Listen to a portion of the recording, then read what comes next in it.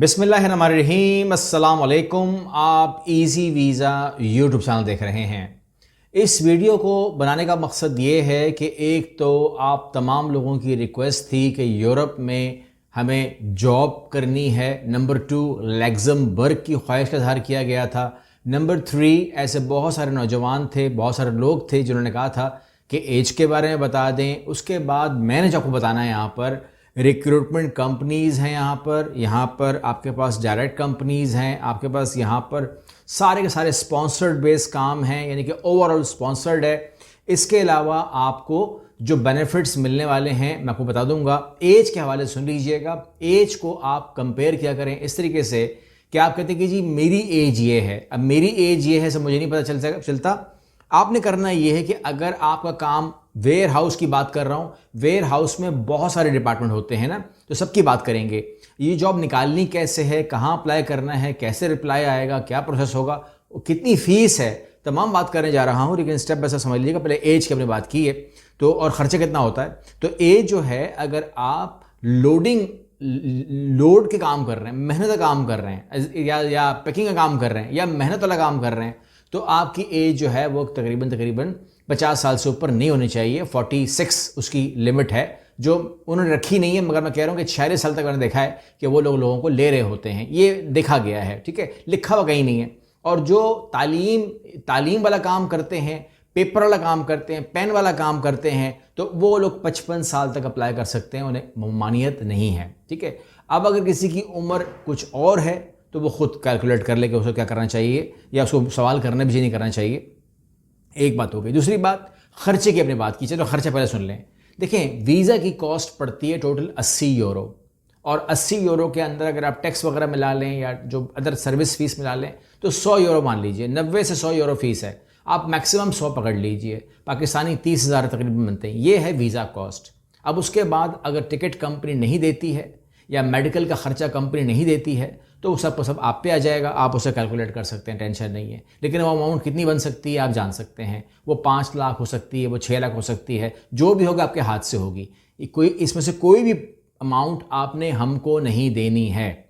वो 80 यूरो भी आपने हमको नहीं देने हैं। आप जब जाएंगे इमिग्रेशन में अपना बायोमेट्रिक करवाने के लिए एम्बेसी में, तो अपने हाथ से ही जमा करवाने हैं पैसे भी, और बायोमेट्रिक भी करवाना है। दिमाग में रखिएगा। टिकट भी खुद ख़रीद लेना, मेडिकल भी खुद करवा लेना, तमाम चीज़ें आप खुद कर सकते हैं, टेंशन नहीं है।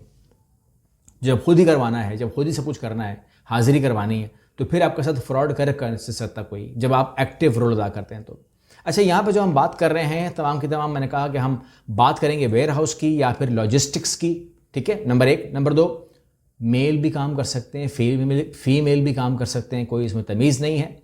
और ये सारी स्पॉन्सर्ड वे जॉब्स होंगी, जिसके अंदर हम बेसिकली, मैंने आपसे कहा कि लग्जमबर्ग ने मुझे एज पाबंदी नहीं लगाई। मतलब ये हुआ कि अगर कोई, मैंने कहा 55 फॉर एग्जांपल, अगर उन्होंने उठा लिया लड़का 58 साल का, वो भी लड़का ही होता ना, या 60 साल का, तो भाई मेरे एतराज़ नहीं है, क्योंकि उन्होंने मुझे एज लिमिट लगाकर नहीं दी है। नो एज लिमिट, ठीक है।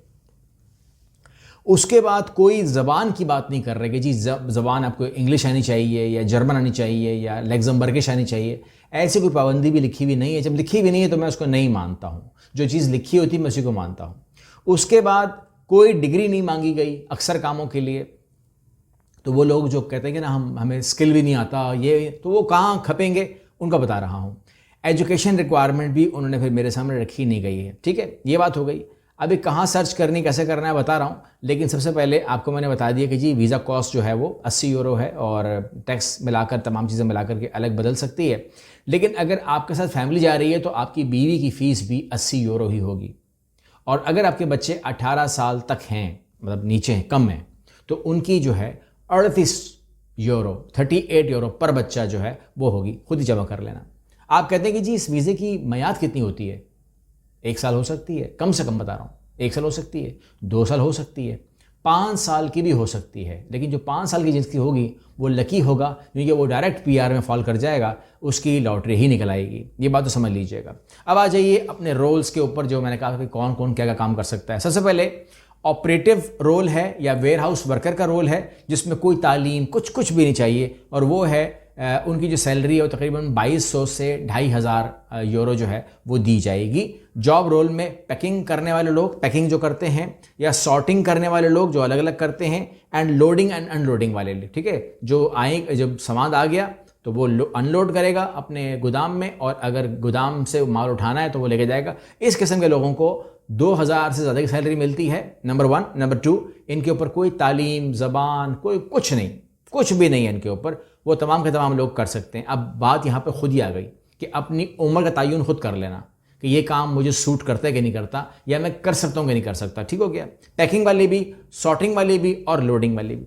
इसके बाद हैं ऑर्डर पिकर्स, ठीक है। ऑर्डर पिकर्स के अंदर जो एवरेज सैलरी है वो 2500 से 2800 यूरो तक जाती है। Implementing automated storage and retrieval system ASRS for efficient order fulfilment. ठीक हो गया, ये आपने ऑर्डर पिकर्स के लिए काम करना है। आगे बढ़िए, लॉजिस्टिक्स कोऑर्डिनेटर चाहिए। ठीक है, लॉजिस्टिक कोऑर्डिनेटर ये पोस्ट है, 3200 से लेकर 3700 तक आपको जो है जॉब दी जाएगी, सैलरी दी जाएगी, और जॉब जो है कोऑर्डिनेट करना है एंड कंट्रोल करना है supply chain to ensure timely and cost effectively. ठीक है, आपने सप्लाई चेन को जिसने पढ़ा होगा वही कर सकता है। मैंने नहीं पढ़ा सप्लाई चेन को, मुझे नहीं पता, तो जिन्होंने पढ़ा है, मतलब मैंने पढ़ा है लेकिन वो एक सब्जेक्ट पढ़ा है ना, स्पेशलिस्ट नहीं हूँ मैं। तो आप लोग जो है वो जिसको पता होगा सप्लाई चेन का, वो आपको बताएगा कि ये काम मैं कर सकता हूं, और लॉजिस्टिक कोऑर्डिनेटर के अंदर मेरा नाम आ सकता है। इन्वेंट्री मैनेजर चाहिए, एवरेज सैलरी जो है 3500 से 4200 पर मंथ मिलेगी। Implement and maintain inventory stock control system. अब ये भी कंप्यूटराइज होता है, जिन लोगों ने ये भी किया हुआ, मैंने भी नहीं किया हुआ, लेकिन जिन लोगों को ये आता है या उन्होंने इन्वेंट्री को कंट्रोल किया हुआ है, इन्वेंट्री की सॉफ्टवेयर काम किया हुआ है, चाहे उसका नाम कुछ भी रख दीजिएगा पाकिस्तान में, तो वो बता सकता है कि जी मैं इस सिस्टम के ऊपर ये काम मैं करता हूँ, इन्वेंट्री कंट्रोल करता हूँ, तो उसको ये सैलरी मिलेगी। इन्वेंट्री मैनेजर के तौर पर काम कर सकता है। उसके बाद वो शिपिंग एंड रिसीविंग क्लर्क के तौर पर काम कर सकता है। सैलरी 2400 से 2700 होगी, और इसकी जो generate and process incoming and outgoing shipping documents, document को अपने इनकमिंग और आउटगोइंग के डॉक्यूमेंट को प्रोसेस करना है।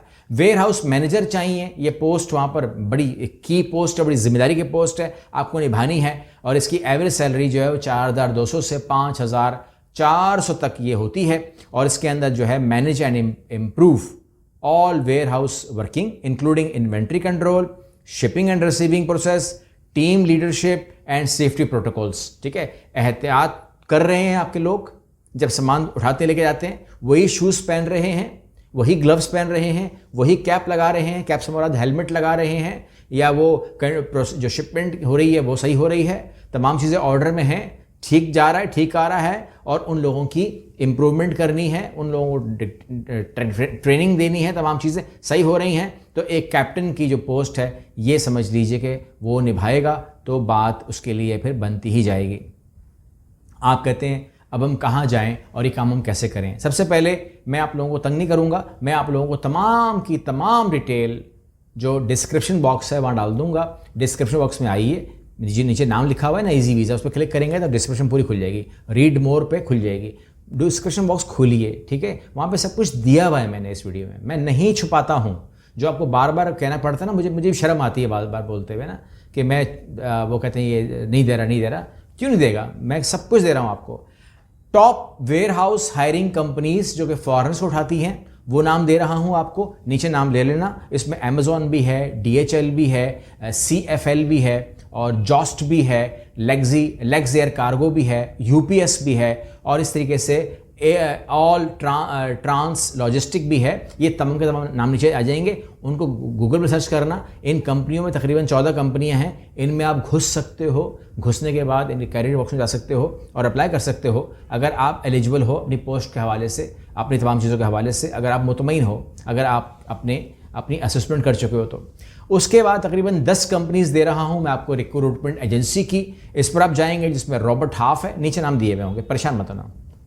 रॉबर्ट हाफ को लिखोगे ना गूगल के अंदर तो उसकी वेबसाइट आ जाएगी, ठीक है। तो रॉबर्ट हाफ को खोल लेना, मॉर्गन खोल लेना, इसके अलावा लेक्स टैलेंट खोल लेना, मैन पावर खोल लेना, कैली सर्विस खोल लेना, और इस तरीके से हेस खोल लेना। ये तकरीबन 11 कंपनीज होंगी रिक्रूटमेंट की, वहाँ जाकर अपनी CV डाल देना, और जो आपका मेन काम है उसकी ही निशानदेही करना। इसके अलावा जो ऐसे पोर्टल्स जिसमें जाकर आप जॉब ढूंढ सकते हैं, ये भी तकरीबन 9 हैं, इन पर जाकर भी आप अपनी सर्चिंग कर सकते हैं, जिसमें jobs.lu है, मूवी जॉब्स है, इंडीड है, मॉन्स्टर है, लिंक्डइन है, जॉब फाइंडर है, इसके अलावा यूरोस है और एडम्स है। एडम्स जो है वो उनकी सरकारी वेबसाइट है जो जॉब में सपोर्ट करती है, ADEM।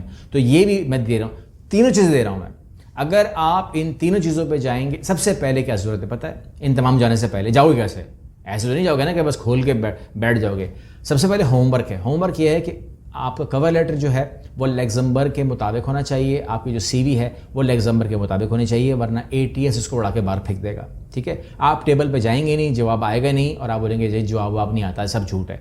जवाब तभी आएगा कि जब आपका डॉक्यूमेंट ठीक होंगे, आपकी प्रोफाइल ठीक लगी हुई होगी, ATS अप्रूव्ड होगी, तभी वो जाएगी और अपना काम दिखाएगी। ठीक है, तभी वो टेबल पे आएगी ना। टेबल पे चीज़ नहीं आएगी तो कैसे हो सकता है कि आप उसको ले सकते हैं? ठीक है ना। तो इसलिए जब वो चीज़ टेबल होगी तो उसके ऊपर रिजेक्शन नहीं होगी, तो आपसे वो बात करेंगे और आपने अपने हिसाब से उसको देखना है।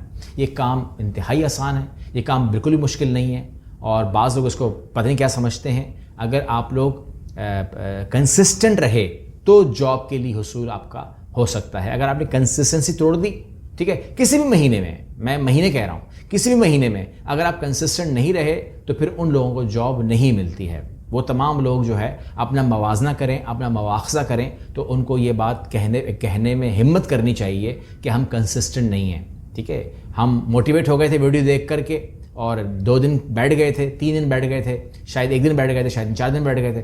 कोई ये भी कह सकता है कि मैं महीना बैठा था, लेकिन कंसिस्टेंट का मतलब ये है कि जब तक जॉब निकल ना जाए डेली टच करना है। डेली टच करने का मतलब है डेली, जिस तरह मैं आपके सामने जब आता हूँ, कई सालों से आ रहा हूँ, कंसिस्टेंट आ रहा हूँ ना, आपको पता है कि हर दूसरे दिन वीडियो आ जाएगी, तो कंसिस्टेंट है ना। तो ऐसे बहुत सारी चीज़ें हैं जो कंसिस्टेंसी से ही काम करती हैं। तो ये जो कंसिस्टेंसी है ना हर काम के अंदर, अब मतलब आप मेरे काम को मत माने, कुछ भी मत माने, लेकिन आप ये तो मानते हैं ना कि आपकी कामयाबी का जो राज है वो कंसिस्टेंसी में है। उसके बगैर आपको कामयाबी तो नहीं मिल सकती, ये बात तो तय है। अगली वीडियो मिलते हैं। अल्लाह हाफिज़।